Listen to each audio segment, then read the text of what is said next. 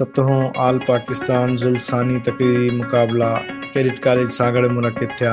हिन तकरीब में क़ौमी सलाहियतन सां गॾु मक़ामी सलाहियतन खे उजागर करण लाइ मुख़्तलिफ़ सेशन मुनक़िद किया विया।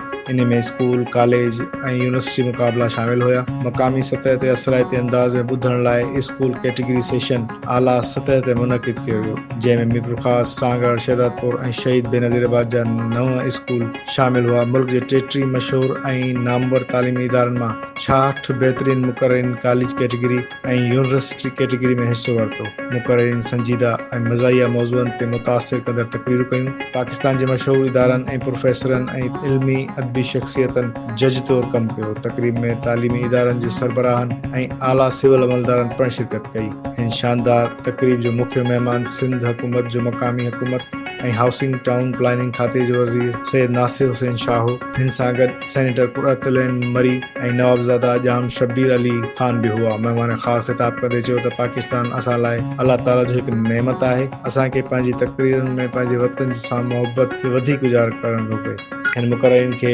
इन शानदार कारकर्दगी मुबारकबाद ॾिनी ऐं मुक़ाबले जे कामयाब इनेकात लाइ कैडेट कॉलेज सागड़ जे कोशिशनि जी तारीफ़ कई।